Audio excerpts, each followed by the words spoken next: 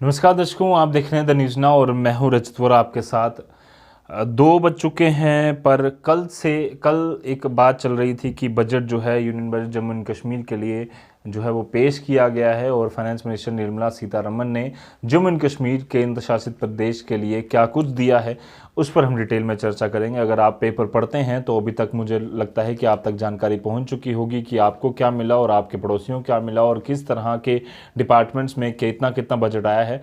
But अगर आपने अभी तक पेपर नहीं देखा है और पूरी जानकारी हासिल नहीं की है तो हमने सोचा क्यों ना वीडियो वालों के लिए जो है, जो वीडियो देखते हैं और पेपर ज़्यादा पढ़ना पसंद नहीं करते या स्टोरीज पढ़ना पसंद नहीं करते, देखना पसंद करते हैं, उनके लिए थोड़ी सी मुख्तसर सी बात जो है वो कर ली जाए कि बजट में किसको क्या कुछ मिला है और कितना इम्पॉर्टेंट है जम्मू एंड कश्मीर के लिए इस बार का बजट। पोस्ट कोविड बजट पहला है ये, जम्मू एंड कश्मीर के लिए ही नहीं बल्कि पूरे देश के लिए पहला था। बट जम्मू एंड कश्मीर के लिए इसलिए खास है क्योंकि आर्टिकल 370 जम्मू एंड कश्मीर से हटने के बाद जब थोड़ी सी स्थिति ठीक होने लगी थी तो उसके बाद ही कोरोना ने जम्मू एंड कश्मीर में या पूरे देश में, अगर कहूँ पूरी दुनिया में, एंट्री मारी, जिसके बाद से लेकर अभी तक जम्मू एंड कश्मीर में कई सारे ऐसे दायरे हैं, ऐसे बिजनेसेस हैं जो पूरी तरह से कामकाज जो है वो अभी तक उनका सेटल जो है वो नहीं हो पाया है, जिसको लेकर हम आपके साथ डिटेल में चर्चा करेंगे कि किसको क्या कुछ दिया है। सबसे पहले ये बजट एक बार फिर से पिछली बार की तरह जिस तरह से 80-85 हज़ार करोड़ का बजट मिला था, बट इस बार एक बार फिर से 1 लाख करोड़ का बजट जो है जम्मू एंड कश्मीर यूटी को दिया गया है। 1.08 लाख करोड़ का बजट जो है वो जम्मू एंड कश्मीर को फाइनेंस मिनिस्टर द्वारा जो है वहाँ पर टेबल किया गया। की सेक्टर्स जो इसमें रहे, सबसे पहले बीडीसीज़ के लिए और डीडीसीज़ के लिए। डीडीसीज़ पहली बार जम्मू एंड कश्मीर में जो इलेक्शन हुए उनके लिए क्या कुछ आया और बीडीसी के लिए क्या कुछ आया वो आपको बता दूं। डिस्ट्रिक्ट डेवलपमेंट काउंसिल के लिए 200 करोड़ रुपए का बजट आया है 20 डीडीसीज के लिए, यानी कि अगर मैं बाइफिकेट कर दूं पर डीडीसी तो 10 करोड़ रुपया एक मतलब हर डिस्ट्रिक्ट को जो है वो हर डीडीसी को जो है वो मिला है। इसके अलावा हर डिस्ट्रिक्ट को मिला है 10 करोड़ रुपया। इसके अलावा 71.25 करोड़ रुपया मिला है 285 ब्लॉक डेवलपमेंट काउंसलर्स को। तो ये काउंसल्स को टोटल इस तरह का बजट मिला है। वहीं उसके अलावा जो इम्पोर्टेंट की सेक्टर्स इसमें रहे हैं वो है आरएनबी, H&UDD, एजुकेशन, टूरिज्म और जल शक्ति। इसके अलावा एम्प्लॉयमेंट को फोकस किया गया है, सोशो इकोनॉमिक डेवलपमेंट पर फोकस किया गया है, गुड गवर्नेंस और आत्मनिर्भर भारत की थीम्स जो हैं वो रखी गई हैं और ये कुछ महत्वपूर्ण है। साथ ही साथ जो मेट्रो कॉरपोरेशंस हैं, स्मार्ट सिटीज़ कॉरपोरेशन है, उसके लिए करीबन 200 करोड़ रुपया जम्मू एंड कश्मीर को दिया गया है। साथ ही साथ 150 करोड़ रुपया डल लेक के लिए और 800 करोड़ रुपया JKBL के लिए दिया गया है। ये कुछ इंपॉर्टेंट जो हाईलाइट्स हैं इसके वो मैं आपके साथ साझा कर रहा हूँ। किस किस सेक्टर में कितना कितना बजट दिया गया है उस पर भी थोड़ी सी जानकारी दे दे। सबसे पहले एजुकेशन की अगर मैं बात करूं तो एजुकेशन के लिए, एजुकेशन को दुरुस्त करने के लिए वहां पर ज़्यादा इन्वेस्टमेंट जो है वो की गई है। 1837 करोड़ रुपए, 1837 करोड़ रुपया शिक्षा के विभाग को दिया गया है ताकि शिक्षा में जो भी परेशानियां आती हैं उसे हल किया जाए और नया से नया और बेस्ट शिक्षा जो है वो प्रोवाइड की जाए आम जनता को। तो इसलिए ये बजट जो है वो कुछ पेश किया गया है 1837 करोड़ का। वहीं टूरिज्म को लेकर एक जो होप हमेशा जम्मू एंड कश्मीर से बंधी रहती है, ना सिर्फ जम्मू एंड कश्मीर की जो इकोनॉमी है वो पूरी तरह से चलती है पर देश की इकोनॉमी में भी एक खासा योगदान जो है जम्मू एंड कश्मीर का टूरिज्म करता है। दुनिया भर से लोग कश्मीर और जम्मू जो है वो घूमने आते हैं, माता वैष्णो देवी के दरबार माथा टेकने आते हैं, जिसकी वजह से टूरिज्म एक काफ़ी बड़ा, चाहे वो रिलीजियस हो चाहे वो दूसरा टूरिज्म हो, उसे काफ़ी ज़्यादा इंपॉर्टेंट जो है वो जम्मू एंड कश्मीर की इकोनॉमी में कॉन्ट्रीब्यूशन देने के लिए जो है वो माना जाता है। तो उसी के लिए 786 करोड़ रुपया जो है वो सरकार ने मुकर्रर किया है कि टूरिज्म डिपार्टमेंट को दिया जाएगा। इसके अलावा कश्मीरी पंडितों के पुनर्वास के लिए 846 करोड़ रुपए की बात जो है की गई है, जिसमें कि उनका पुनर्वास, साथ में साथ वहाँ पर जो एस्पायरेंट्स हैं कश्मीरी पंडित समुदाय से ताल्लुक़ रखने वाले, उनके लिए नौकरियाँ और जिस तरह से वहाँ पर कामकाज जो रुके हुए हैं कश्मीरी पंडितों के, उस पर रिलीफ और बाकी सब चीज़ों पर कहा गया है। एक मकसद जो सरकार ने रखा है, एक साल के अंदर 1,17,419 घर जो हैं वो बनाए जाएंगे प्रधानमंत्री आवास योजना के तहत।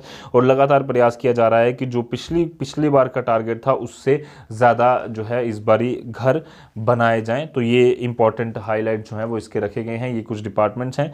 इसके अलावा अगर मैं और बात करूँ तो ग्रामीण सड़कों को लेकर स्पेशल फोकस रखा गया है। घरों घरों तक पानी पहुँचे जल शक्ति विभाग के ज़रिए, उस पर खासा फोकस जो है वो रखा गया है। तो हाईलाइट सबसे पहले बता दूं, 400 करोड़ रुपया जीएसटी रिइंबर्समेंट के लिए, वो सारे बिजनेसेस जो लगातार जीएसटी की मार की वजह से काफ़ी ठप पड़े थे, क्या उनको परेशानी हो रही थी, तो जीएसटी रिइंबर्समेंट के लिए 400 करोड़ रुपया तय किया गया है। मिशन यूथ प्रोग्राम के लिए 200 करोड़ रुपया, capitalisation of the J and K bank limited 800 crore रुपया इसके लिए रखा गया है। Establishment of highway resting places, वहाँ पर 20 करोड़ रुपया रखा गया है हाईवे रेस्टिंग प्लेसेस के लिए। 300 करोड़ रुपया CRIF रोड्स के लिए और 1500 करोड़ रुपया प्रधानमंत्री ग्राम सड़क योजना के लिए, 500 करोड़ रुपया नाबार्ड के लिए और 28 करोड़ रुपया मेंटेनेंस ऑफ मुगल रोड पर अगर बात करें तो काफ़ी परेशानी जो है वो हमेशा लोगों को आई है। पुंछ के लोग हों या फिर शोपियान कश्मीर से लोग हों, साउथ कश्मीर के, उनकी साफ तौर पर ये हमेशा मांग रही है।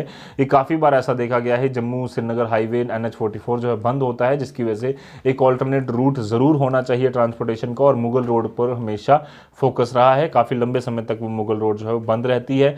पुंछ के लोग हो, रजौरी के लोग हों उनके लिए, और साउथ कश्मीर के लोग हों उनके लिए एक अच्छा रास्ता बन सकता है अगर मुगल रोड खोल दी जाती है। बाकी पर्यटन के लिहाज से भी काफ़ी खूबसूरत वो जगह है।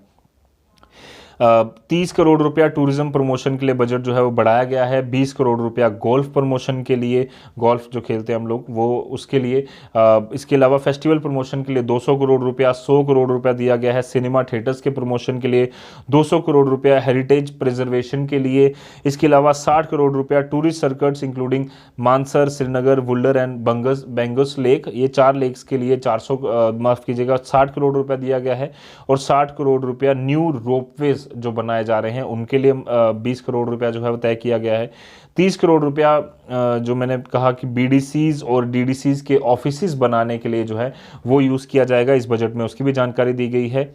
इसके अलावा full provisions for all elements of business revival package, ये जानकारी जो है वो दी गई है कि इसमें रिवाइवल के लिए जिस तरह से बिजनेसेस को लगातार प्रॉब्लम आ रही है, चाहे वो पोस्ट 370 हो या फिर पोस्ट 370 एब्रोगेशन हो, या फिर जो पिछले साल से अभी तक कोविड का प्रकोप जो लगातार चल रहा है उसकी वजह से जो परेशानियां लोगों को आई हैं, उस पर लगातार जो है फोकस सरकार ने यहाँ पर किया है। इसके अलावा जो हाइलाइट्स हैं उसमें जो parking places to be established along highways in areas prone to jams to prevent parking on roads. Parking जो लगातार रोड्स पर की जाती है उसके लिए हाईवेज पर स्पेशली जो साइडवेज हैं या फिर जो ऐसे एरियाज हैं जहां पर पार्किंग बनाई जा सकती है वो बनाई जाएगी, ताकि हाईवेज पर अगर रॉन्ग पार्किंग होती है तो या फिर हाईवेज पर लोग पार्क करके चले जाते हैं तो उसकी वजह से जो मेस बन जाता है, ट्रैफिक जाम बन जाता है, वो ना हो। इसके अलावा प्रधानमंत्री आवास योजना के तहत 301 करोड़ का जो प्रोविज़न है वो रखा गया है। जल शक्ति को, जल जीवन मिशन को 5,212 करोड़ रुपए का प्रोविज़न जो है वो दिया गया है, जिसमें हर घर नल से जल जो है वो पानी समिति का एक आयोजन भी किया जाएगा, और हर घर नल से जल का जो सपना है एक सरकार का, उस पर खासा फोकस जो है वो यहाँ पर रखा जाएगा। 5,212 करोड़ रुपया इसमें दिया गया है। इसके अलावा जो खासे बजट दिया गया है, कोविड वॉरियर्स की एक्स ग्रेशिया रिलीफ के लिए 40 करोड़ रुपया, एग्रीकल्चर प्रोसेसिंग जोन्स जो फूड क्लस्टर पार्क्स हैं उसके लिए 50 करोड़ रुपए, ये काफ़ी ज़्यादा महत्वपूर्ण है। और लेफ्टिनेंट गवर्नर मनोज सिन्हा साहब ने भी 2 दिन पहले जब स्क्वाश यूनिवर्सिटी में एक किसान मेले का उन्होंने वो शुरुआत की थी, तो उसमें भी उन्होंने कहा था कि फूड प्रोसेसिंग यूनिट्स अगर जम्मू एंड कश्मीर में बनाए जाते हैं तो एग्रीकल्चर को काफ़ी ज़्यादा फ़ायदा जो है वो हो सकता है। फार्मर्स को उनका फूड प्रोसेस कर बेचना, ज़्यादा उसमें इनकम जो है वो बनाई जा सकती है फार्मर्स द्वारा। इसके अलावा ऑनलाइन टीचिंग, चाहे वो स्कूल, कॉलेज, यूनिवर्सिटीज़ में हो, वहाँ पर ज़्यादा फोकस जो है वो रखा जाएगा।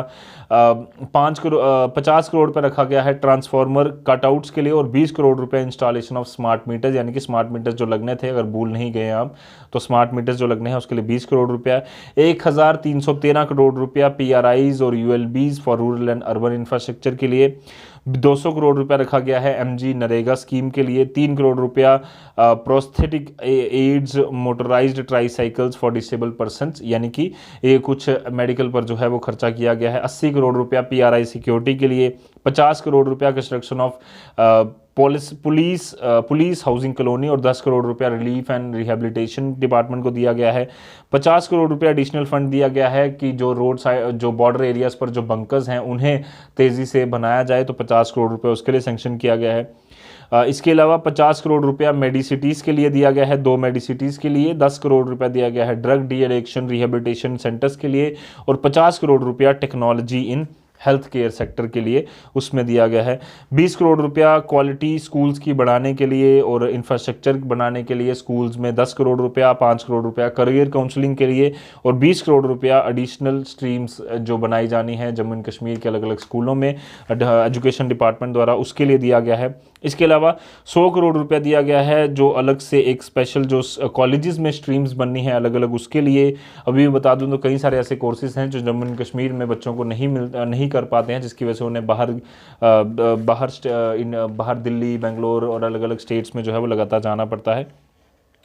इसके अलावा 25 करोड़ रुपया दिया गया है registration newly created registration department को। 3 करोड़ रुपया दिया गया है जो डिजिटाइजेशन हो रही है लैंड रिकॉर्ड्स की, उसके लिए। 20 करोड़ रुपया स्पोर्ट्स लीग या फिर कोचिंग के लिए।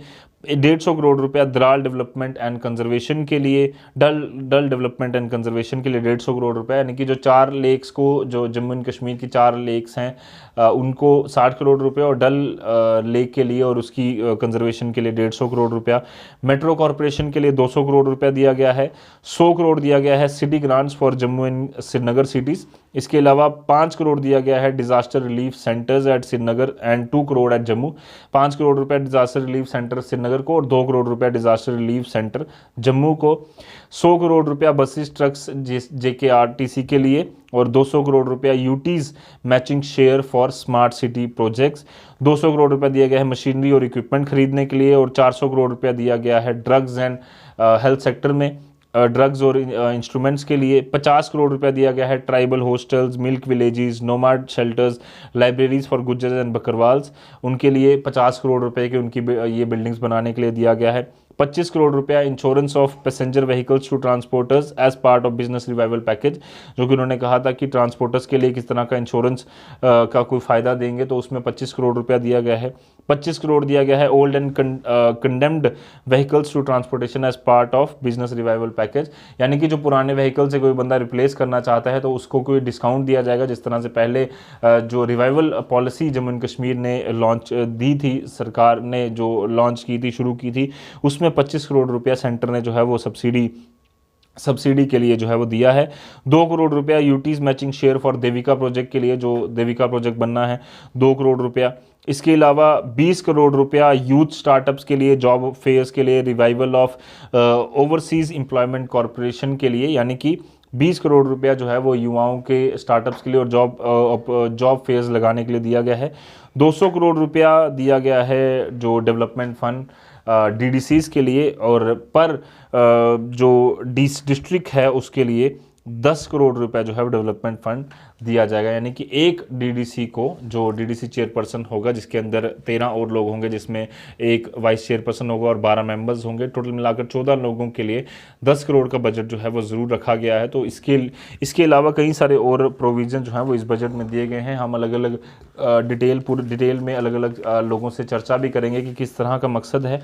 कुछ बातें यहाँ पर भी ज़रूर सरकार ने कही हैं कि डिजिटाइजेशन हो रही है या फिर revival package Jammu and Kashmir में दिया जा रहा है, और तीसरा जो एम्प्लॉयमेंट है वो दी जाएगी। इसी तरह का वादा पहले भी किया गया था और कई सारी नौकरियां पीछे आई भी हैं। कोविड के चलते सरकार ने कहा है कि नौकरियां नहीं आई हैं, और रिलीजियस कॉरिडोर्स बनाने के लिए और बाकी जो टूरिज़्म को डेवलप करने के लिए जिस तरह के प्रोविजंस उठाए जाने चाहिए, उस पर सरकार ने खासा फोकस जो है वो रखा है। और वो काफ़ी ज़्यादा ज़रूरी है कि टूरिज़्म पर ज़्यादा अगर फोकस रखा जाएगा तभी जम्मू एंड कश्मीर की इकॉनमी में बड़ी कंट्रीब्यूशन हो सकती है, क्योंकि अभी भी कई सारी ऐसी परेशानियां हैं जिसमें जिसको हल करना ज़रूरी है। और टूरिज़्म जम्मू एंड कश्मीर ही नहीं बट पूरे देश की इकोनॉमी में एक अच्छा कंट्रीब्यूशन करता है UT of Jammu and Kashmir का, तो उस पर फोकस जो है वो खासा यहाँ पर रखा गया है।